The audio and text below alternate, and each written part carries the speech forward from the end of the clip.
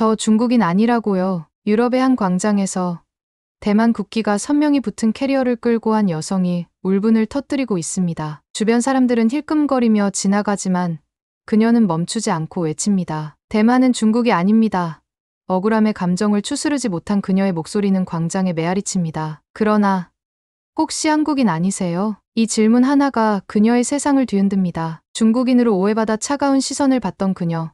한국인으로 착각된 순간 느낀 놀라운 차이. 이 이야기는 대만의 정체성과 자부심, 그리고 한국의 성공과 중국의 그림자 속에서 펼쳐지는 강렬한 현실이라고 합니다. 어떤 사연인지 지금 시작하겠습니다. 저는 린웨이라고 합니다. 평범한 대만 여자예요. 어릴 때부터 대만에서 자라며 대만의 음식, 문화, 그리고 사람들을 사랑하며 자랐습니다. 하지만 이번 유럽 여행에서 저는 제 나라에 대한 자부심을 시험당하는 듯한 경험을 하고 말았어요. 처음으로 떠난 유럽 여행이라 모든 것이 설레고 기대됐습니다. 런던 히드로 공항에 도착했을 때의 그 설렘이란.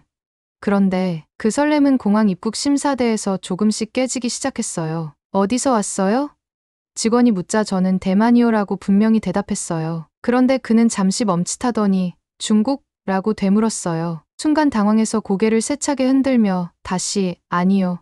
대만이요 라고 했죠. 하지만 그의 표정은 여전히 의아한 듯했어요. 입국 심사를 통과했지만 마음 한구석이 무거웠습니다. 겨우 시작한 여행이 이렇게 어색한 오해로 시작되다니요. 하지만 이것은 시작일 뿐이었어요. 여행 내내 사람들은 저를 중국인으로 착각했습니다. 가이드 투어를 예약한 날, 다른 관광객들과 함께 박물관에 갔을 때였습니다. 한 미국인이 제게 뭔가 장난치는 듯한 말로 오 중국인 라며 대뜸 말을 걸어왔어요. 저는 굳이 반박하지 않으려다가도 속이 상했습니다. 그래서 참다 못해 저는 중국인이 아니고 대만 사람이에요 라고 정확히 답했죠. 그런데 그 사람은 되려 어색하게 웃으며 똑같은 거 아닌가요? 라고 말했어요. 그 말에 속이 부글부글 끓었지만 괜히 더 이야기를 이어가면 싸움이 될까봐 그냥 자리를 피했어요. 대만 사람으로서 저는 제 나라를 사랑하고 자랑스럽게 생각해요. 그런데도 이렇게 중국인으로 오해받으면 때로는 억울하고 속상해요. 특히 기억에 남는 일은 레스토랑에서였습니다. 저는 혼자 파리의 작은 카페에 들어갔어요. 웨이터는 제가 들어오자마자 퉁명스러운 얼굴로 자리에 안내해줬어요. 그런데 뒷자리에 백인 커플이 말소리가 들릴 정도로 큰 소리로 웃고 떠들었는데도 아무 말도 하지 않더라고요. 반면 제가 핸드폰으로 조용히 메시지를 쓰고 있는데도 웨이터는 다가와 조용히 해달라고 말했어요. 순간 머리가 띵했어요. 도대체 제가 무슨 잘못을 했길래? 그날 숙소로 돌아와 인터넷에서 검색을 해보니 중국 관광객들에 대한 부정적인 이미지가 유럽에서는 꽤 퍼져 있더라고요. 소음, 무례한 행동, 그리고 단체 관광객들 특유의 모습이 그런 고정관념을 만든 것 같았어요. 저는 더 이상 이렇게 오해받고 싶지 않았어요. 대만 사람으로서 제 정체성을 알리고 싶었죠. 그 후로 저는 여행용 캐리어에 대만 국기가 들어간 종이를 붙이기로 했습니다. 인터넷에서 인기라는 저는 중국인이 아니에요. 대만 사람입니다.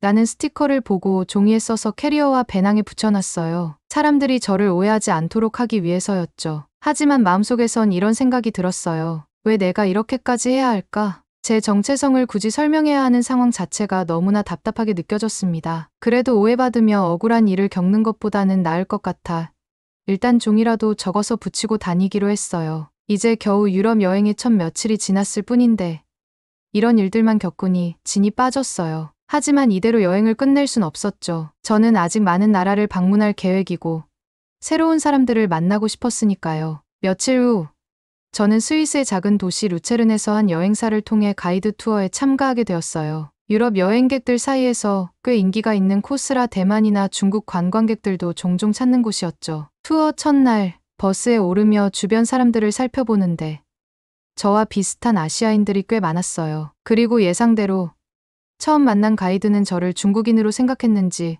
유창한 중국어로 인사를 건넸습니다. 순간 또 억울함이 치밀었어요. 그래서 저는 그에게 전 대만 사람이에요. 라고 강조했죠. 그런데 그 가이드는 갑자기 제 캐리어를 보더니 대만 반가워라고 반갑게 웃으며 다시 영어로 말하는 겁니다. 가이드와의 대화 이후 한 한국인 가족이 저에게 말을 걸었어요. 대만에서 오셨어요? 캐리어에 대만 국기가 붙어 있어서요. 저는 그들이 한국어를 쓴다는 것을 알고 반가워하며 네, 대만에서 왔어요. 라고 답했죠. 그때 그 가족이 말하길 캐리어에 한국어로도 중국인이 아니에요 라고 적혀 있어서 깜짝 놀랐어요. 대만에서도 한국어가 인기 많나요?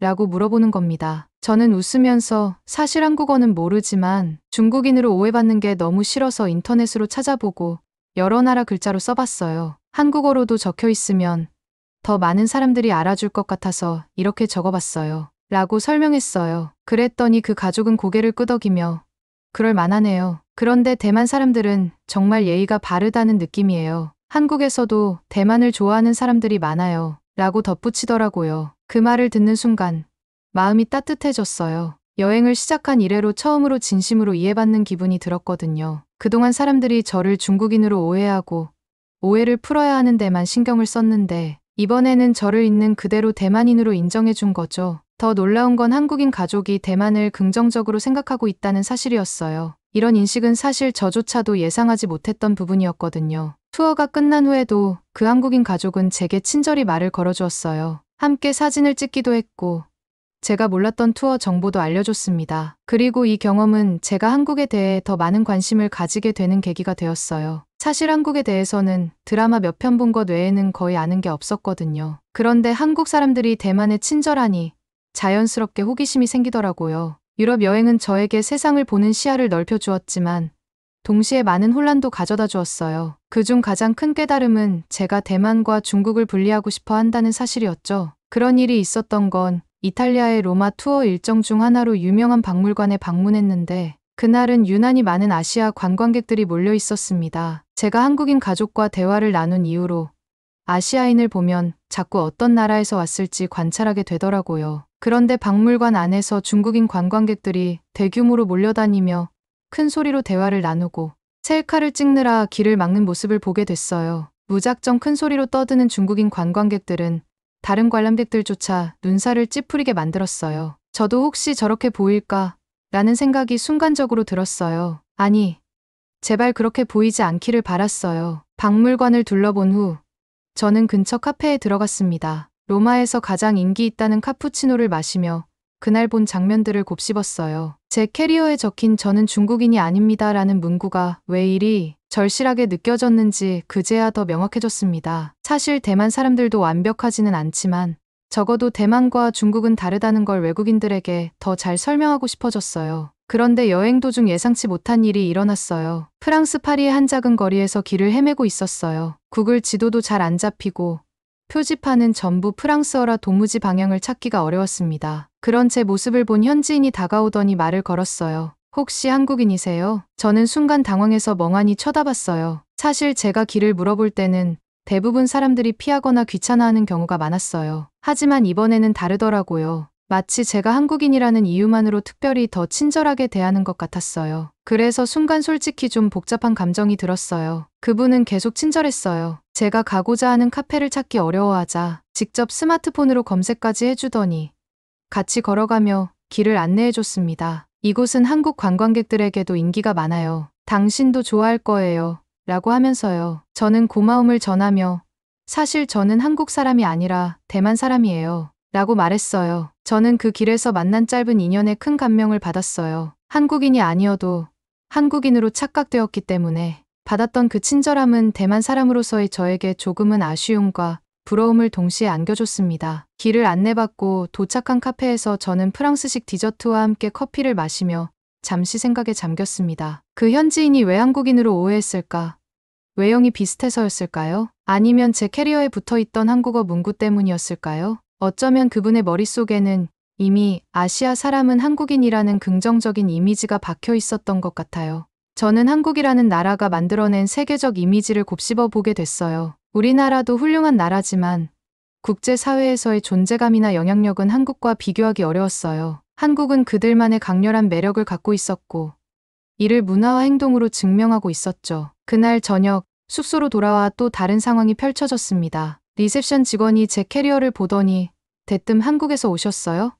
라고 묻는 겁니다. 이번에는 웃으며 아니요. 대만 사람이에요. 라고 대답했죠. 그런데도 그 직원은 미소를 잃지 않고 대만이요? 언젠가 대만에도 가보고 싶어요. 라고 말했어요. 그 말을 듣고 마음이 따뜻해졌어요. 대만 사람이라는 사실을 알게 된 후에도 계속 친절을 베풀어 준다는 사실이 고맙게 느껴졌습니다. 대만인도 충분히 좋은 이미지를 심어줄 수 있겠구나 라는 생각이 들었죠. 다만 이를 위해 대만이 국제사회에 좀 더 적극적으로 다가갈 필요가 있다는 생각이 강하게 들었습니다. 대만에서 한국은 흔히 가깝지만 먼 나라 같은 느낌으로 여겨지곤 해요. 가끔 K-드라마나 K-팝이 화제가 되면 관심을 갖게 되지만 정작 그들의 삶과 문화에 대해 깊게 아는 사람은 많지 않죠. 저도 그랬습니다. 그런데 이번 여행에서 겪은 작은 사건들이 한국과 대만이 얼마나 비슷하면서도 다른지를 생각해보게 만들었어요. 그날은 파리 근교에 있는 베르사유 궁전을 방문하기로 한 날이었어요. 워낙 유명한 관광지라 아침부터 긴 줄이 이어졌습니다. 저는 무심코 주변을 둘러보며 시간 때우기를 하고 있었는데 갑자기 뒤쪽에서 소란스러운 소리가 들렸어요. 중국인 단체 관광객들이 새치기를 하려고 줄을 비집고 들어오더라고요. 한 유럽인이 화난 얼굴로 "여기 줄이 보이지 않나요?"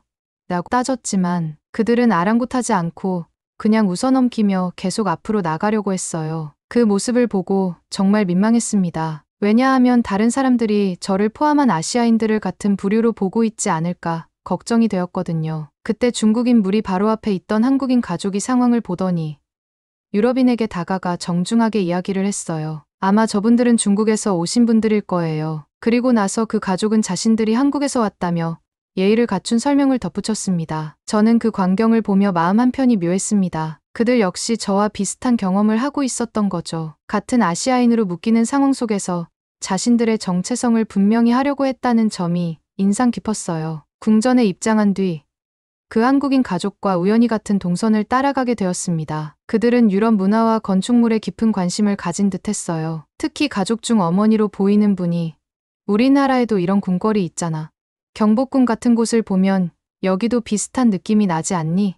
라고 말했을 때 저는 가만히 서서 그 말을 곱씹게 됐어요. 경복궁이라는 이름은 처음 들어봤지만 한국의 전통 문화와 유럽의 문화, 유산을 연결지어 생각하는 방식은 꽤 흥미로웠습니다. 대만도 중국 대륙과는 다른 독특한 전통 문화를 많이 가지고 있어요. 예를 들면 대만의 사찰이나 전통 건축물은 오랜 세월 동안 대만만의 스타일로 발전했거든요. 그런데도 외국에서는 대만의 전통 문화보다는 중국의 일부라고 인식하는 경우가 많아서 가끔 억울하게 느껴질 때가 있어요. 한국도 일본의 식민 지배를 겪으면서 전통 문화를 보존하기 위해 많은 노력을 했다고 들었는데 그런 점에서 대만과 한국은 비슷한 경험을 공유하고 있다는 생각이 들었습니다. 그날 저녁 숙소로 돌아와 한국에 대해 조금 더 알아보고 싶어서 인터넷을 검색하기 시작했어요. 검색하다 보니 한국은 문화적 아이덴티티를 지키며 현대화에 성공한 사례로 평가받고 있더라고요. 한국의 한복, 한글, 그리고 다양한 전통 문화들이 세계적으로 주목받고 있다는 사실이 새삼 놀랍게 느껴졌어요. 제가 한국과 대만의 공통점을 느꼈던 또 다른 지점은 사람들의 정서였어요. 대만 사람들은 대체로 따뜻하고 친절한 편이에요. 그런데 한국인들도 상당히 정이 많고 다른 사람을 배려하려는 성향이 강하다는 인상을 받았습니다. 특히 앞서 만났던 한국인 가족이 자신들의 이미지를 위해서가 아니라 같은 아시아인으로서 발생할 수 있는 오해를 풀어주려 노력했던 모습이 아직도 기억에 남아요. 저는 여행을 계속하면서 점점 더 한국이라는 나라가 어떻게 세계적으로 강렬한 인상을 남겼는지 궁금해졌어요. 이 고민은 제가 독일 베를린에 도착했을 때 더 깊어졌어요. 베를린은 전쟁과 분단의 흔적이 곳곳에 남아있는 도시였는데 이상하게도 그 모습이 대만의 현재와 오버랩되더라고요. 대만 역시 중국과의 갈등과 압박 속에서 독립적인 정체성을 지키려 애쓰고 있으니까요. 저는 베를린의 유명한 역사 박물관을 찾았습니다. 박물관 안에는 한국전쟁과 베를린 장벽에 대한 전시가 있었어요. 특히 한국전쟁 이후 한국이 경제적, 문화적으로 발전한 과정을 조명한 작은 전시 코너가 눈에 띄었습니다. 설명에는 이런 문구가 적혀 있었어요. 한국은 분단과 전쟁의 고통을 겪으면서도 경제 성장과 문화적 자부심을 동시에 이룩한 드문 사례로 평가받는다. 정부의 주도적인 경제 정책과 국민의 강한 의지가 조화를 이루어 오늘날의 한국을 만들어냈다. 그 문장을 읽으며 잠시 멈춰 서 있었습니다. 저 문구는 대만에도 그대로 적용될 수 있을 것 같은데 왜 한국은 이렇게 평가받고 대만은 그렇지 않은 걸까? 이건 경제적 문제만이 아니라 문화와 정체성을 알리는 방식의 차이일지도 모른다는 생각이 들었습니다. 한국전쟁 전시를 보던 중 한 유럽인이 저에게 말을 걸었어요. 한국에서 오셨나요? 저는 순간 웃음을 참으며 아니요, 대만에서 왔어요 이라고 답했어요. 그러자 그는 아, 그렇군요. 한국은 정말 인상적인 나라 같아요. 대만에도 한국 문화가 인기 있나요? 라고 말하며 한국에 대한 이야기를 이어갔습니다. 그 사람은 BTS, K-드라마, 그리고 한국 영화인 기생충까지 언급하며 한국 문화가 얼마나 세계적으로 영향력을 미치고 있는지 흥분된 어조로 이야기했어요. 그날 밤, 저는 숙소에서 대만과 한국의 차이점에 대해 정리해보기로 했습니다. 한국은 전쟁의 상처를 극복하기 위해 강한 경제 성장 전략을 실행했어요. 이를 통해 경제적 안정성을 확보했고 자연스럽게 문화적 자신감을 키울 수 있었습니다. 또한 한국은 국가적인 차원에서 대중문화를 세계에 알리기 위해 엄청난 노력을 기울였다는 사실도 알게 되었어요. K로 시작하는 모든 콘텐츠가 전략적으로 브랜드화되었죠. 대만도 이러한 시도가 없었던 건 아니지만 국제적인 영향력 면에서는 아직 갈 길이 멀다는 생각이 들었어요. 마지막으로 방문한 곳은 영국 런던이었어요. 유럽 여행의 종착지답게 이곳에서는 조금 여유롭게 도시를 즐기기로 했죠. 어느 날 런던의 유명한 재래시장인 버로우 마켓을 방문했는데 거기서 아주 흥미로운 경험을 하게 됐습니다. 대만에서 오셨나요? 그 말에 저는 순간 놀라면서도 반가운 마음에 네, 맞아요. 대만을 아세요? 이라고 되물었어요. 그러자 그 사람은 웃으며 물론이죠.